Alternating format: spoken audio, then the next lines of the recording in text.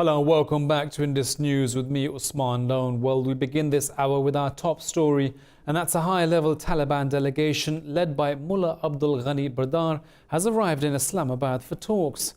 Earlier in the day, US Special Envoy Zalmay Khalilzad also reached Islamabad to discuss the revival of the Afghan peace process. His trip follows last week's Afghan presidential elections that were marred by a low turnout and violence. Khalilzad reached Islamabad after concluding his visit to China. Meanwhile, Taliban spokesperson Suhail Shaheen said the delegation will hold important talks with the country's officials. The US and Taliban were close to a deal last month, but President Trump called off the peace process. Well, in their fresh act of state terrorism, occupying forces have killed another youth in Indian-occupied Kashmir's Gandarbal district. 7 youths have now been killed by occupation forces in Naranag area of the same district this week. Earlier, Indian forces confessed to arresting over 144 minors since the illegal annexation of the valley. In a report submitted to an Indian Supreme Court committee, they admitted that some of these minors were as young as 9 years old. New Delhi's curfew and communications blackout in Indian-occupied Kashmir has now entered its 59th day. Well, the UN Refugee Agency is holding talks with India after the country's decision of stripping 2 million people of citizenship. Speaking in Geneva, UN High Commissioner Filippo Grandi expresses his concern over the move. He said India's re-verification of nationality may result in statelessness for people. The High Commissioner said the most serious crisis of statelessness remains the Rohingya of Myanmar. Since we have issued a press release, I think a few weeks ago, since then we have had numerous discussions with the government of India. Still, we need to see what happens at the end of this process and whether there will be people still exposed to statelessness. That's a concern that we have at the moment. Well, Pakistan's Foreign Office has summoned the Indian Deputy High Commissioner, Mr. Gaurav Ahluwalia. FO spokesman condemned the unprovoked firing by the Indian occupation forces along the line of control, killing 1 woman and injuring 3 others. Faisal urged the Indian side to respect the 2003 ceasefire arrangement, investigate these and other incidents of ceasefire violations.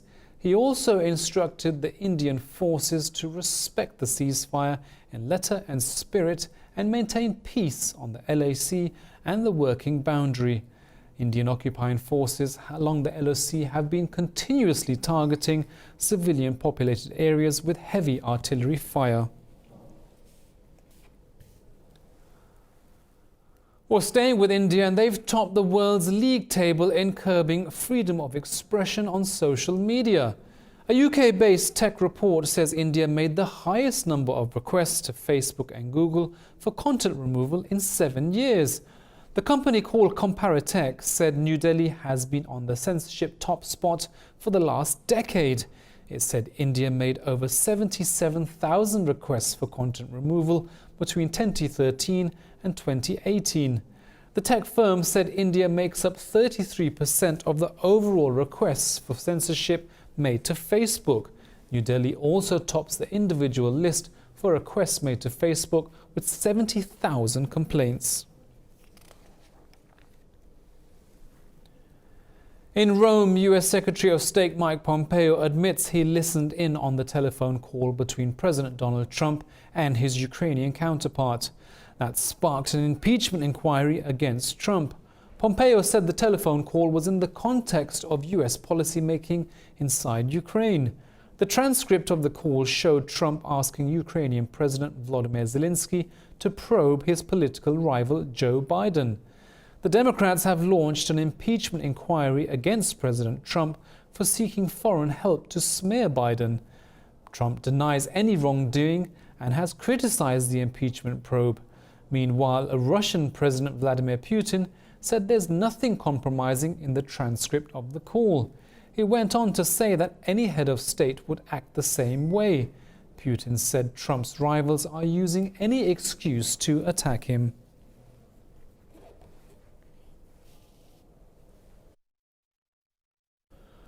Well, speaking at an energy conference in Moscow, Russia's President Vladimir Putin says there's no evidence Iran is responsible for the attacks on Saudi Arabia's oil plants. But he said the attacks did harm the global economy. The president said Russia wants Iran's nuclear deal to be preserved and said normalizing the situation around Iran will benefit the world's energy security. Well, Iran has accepted a French proposal for talks on the 2015 nuclear deal.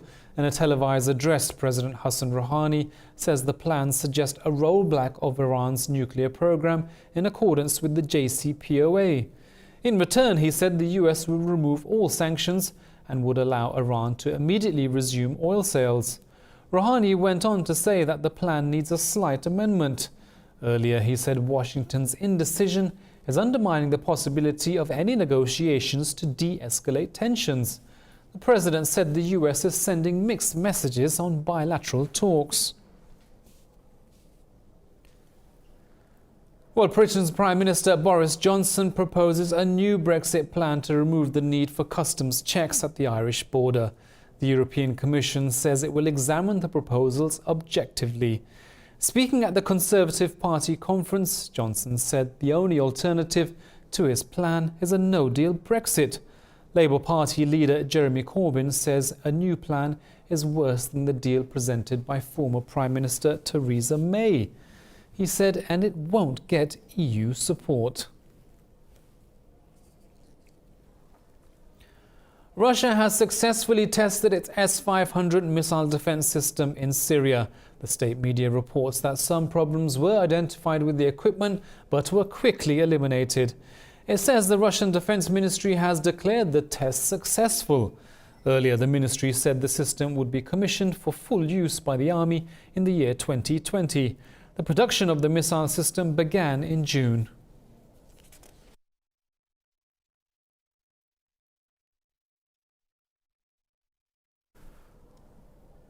Well, the US has told North Korea to stop its aggression and remain committed to nuclear negotiations. The statement follows Pyongyang allegedly firing a ballistic missile off its eastern port of Wonsan earlier today. State Department spokesperson Morgan Ortagus said Pyongyang should do its part to ensure peace and stability on the Korean peninsula. She said North Korea should abide by their obligations under UN Security Council resolutions. Earlier, Japan's Chief Cabinet Secretary Yoshida Suga said the missile reached Tokyo's exclusive economic zone. Prime Minister Shinzo Abe also condemned the launch and expresses concern over Pyongyang's actions. We'll hold National Security Council and will discuss about the situation and our measures. We'll continue to cooperate with the international community, especially the US, and will take all possible measures to protect the safety of the nationals as we stay on alert. In Iraq, a third demonstrator is dead after injury sustained during a protest in Baghdad. He was among thousands rallying against unemployment and government corruption. In a bid to stop the protest, Iraq's Prime Minister Adel Abdul Mahdi promised jobs. But the protests continued despite blockades set up by security forces. More than 200 have been injured in clashes so far with police. Well, we'll be back with more news from around the world after this short break.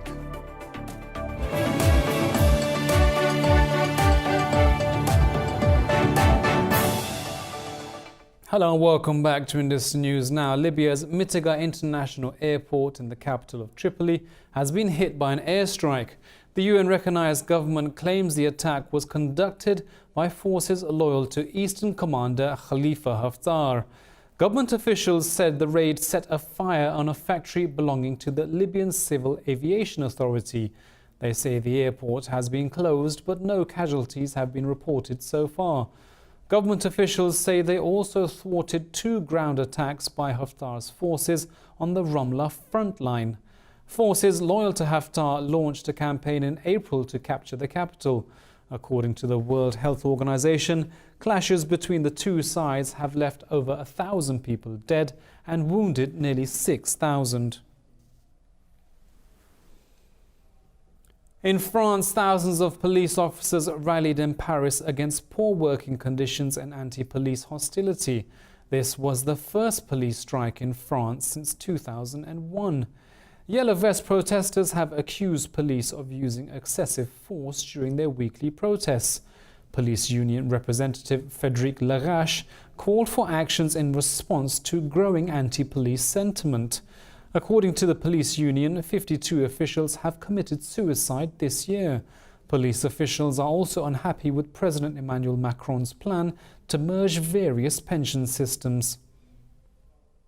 It's unacceptable that we work until the age of 65 and run after thieves until we are 65. All we want is respect, consideration, and that beyond words. We see concrete actions. In Spain, Catalan separatists have called for a mass civil disobedience if their leaders are convicted for their part in a failed bid for succession. The 12 defendants are on trial for holding a banned referendum and issuing a short-lived declaration of independence. 18,000 protesters have taken to Barcelona's streets to mark the second anniversary of the referendum. Protesters chanted anti-government slogans and called for the release of their jailed leaders. The separatist movement has slowed down somewhat, but tensions have flared ahead of the Supreme Court verdict in the case later this month. Now, at the Syrian refugee camp Ain Issa, an uncertain future awaits foreign ISIS orphans. Displaced Syrian women volunteer as caretakers say the children are still visibly scarred after losing their parents. More in this report. In a large tent housing 24 orphans, the female caretakers trace the trauma in these children and fear for their interpersonal development. Aged 18 months to 13 years old, they were born to parents from Russia, Uzbekistan, Indonesia, Tajikistan, Egypt and Iraq. With limited resources, the caretakers aim to create a safe haven for the children to grow in. They don't like the food. The way they play together is not really playing. They play at shooting each other or planting the mines in the earth. These things are still planted in their heads because there's nothing to make them forget about it. They don't study or go and play with the little ones. It's been taken away from them.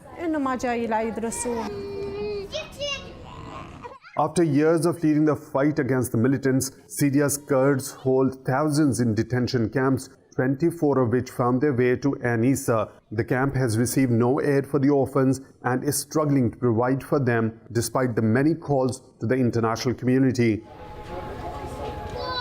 The other organizations have not given anything to help the children.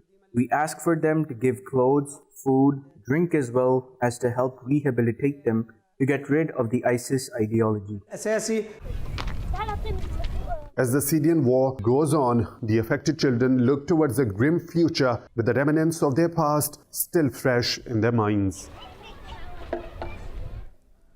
Now in Norway, a fashion show highlighting the plight of Kashmiris and their freedom for struggle has been shown in Oslo.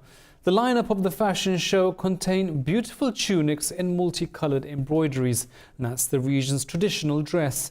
It wasn't a typical ramp walk. Activism and theatrics added to the spectacle, highlighting the need for preserving the valley's culture. The gesture has been appreciated and particularly lauded by Kashmiris on social media. Well, in Russia, clothing brands in Moscow are helping out in continuing the campaign for fair elections with their off-the-wall designs. The quirky looks have boomed in popularity since demonstrations in Moscow sparked a police crackdown that saw thousands detained. More in this report. A riot policeman snapping handcuffs on a woman as two officers hover nearby with batons is one of the most popular shirt prints amongst young people in Moscow. In July, Russian police arrested activists and students running a campaign for fair local elections. Thousands of Moscowites protested last week demanding the release of the detainees. The items are sold to raise money for their legal defense. Конечно, пропустили через себя. The rallies that were held in Russia last summer started suddenly. We thought it through and created a t-shirt where we're saying that all that matters is freedom and love, that they shouldn't be beating up people. Общество на нашей футболке. Sorting the boxes of printed shirts ready for sale, Alina Muzensky, art director at Coltrap, says society is becoming stronger and more aware. I can see in Instagram stories that there's a large number of young people who have been increasingly paying attention to injustice. That more and more people come to courts, more and more people are not afraid to put on activist clothes. 20,000 demonstrators in a recent rally demanded halt to repression against anti-government politicians and activists who were recently sentenced to 4 years in jail. Now, sociologists say the average person only leaves his house around 3 miles if he wants to go for a walk. But one man called Matt Green has decided to ditch his routine of a daily adult life and walk every single block of New York City. More in this report. Green is New York's own Forrest Gump, who decided 7.5 years to go off-grid and walk the 5 boroughs of New York City. He believes doing the job right means walking every street, park and beach. His main assignment is to compile his stories in a blog, what he essentially aims to gather from the experience. It took about 1.5 years after I finished that walk before I started this one in New York. I had heard of people walking every block of Manhattan, which was just this fascinating idea to me.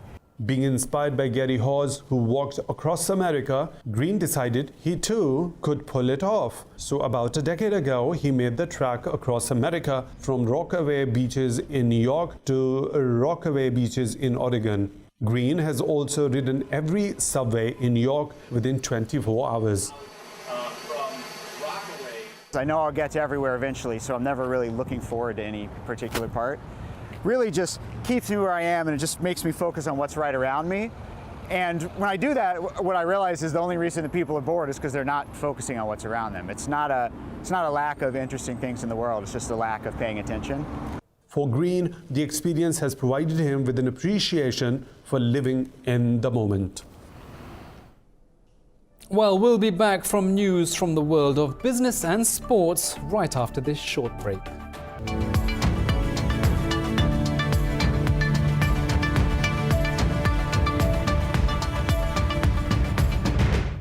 Hello and welcome back. Now in business news, Pakistan has opened up its long-awaited deep-sea Gwadar port for transit trade. The Ministry of Maritime Affairs says the first shipment will arrive on October 8th and traffic will gradually increase. Officials say the port's main competitors would be Singapore and Dubai. They say incentives such as no cargo demurrage charges and 3-month storage facilities will help bring business to the port. The modern port is expected to dominate maritime trade traffic through the Arabian Sea and the Indian Ocean. European shares have hit a 1-month low over concerns of an intensified global slowdown. Investor fears grew after a series of dismal factory reports were released across the EU and in the United States. London stocks lost around 1.5% on fresh worries over Brexit ahead of Prime Minister Boris Johnson's final Brexit showdown with the EU. The indices of the pan-European stock 600 have also seen their biggest drop of over 1% in 2 months. Frankfurt's DAX 30 and the Paris CAC 40 indexes have also slipped by 1%.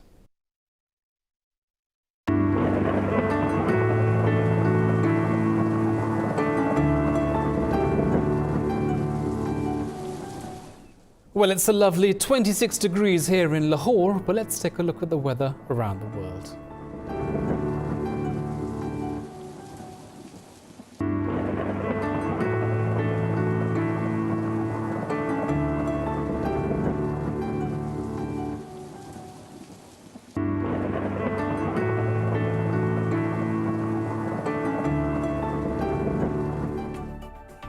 Well, that's all from me and the team here in Lahore, but we'll be back at the top of the hour with the headlines. Bye-bye.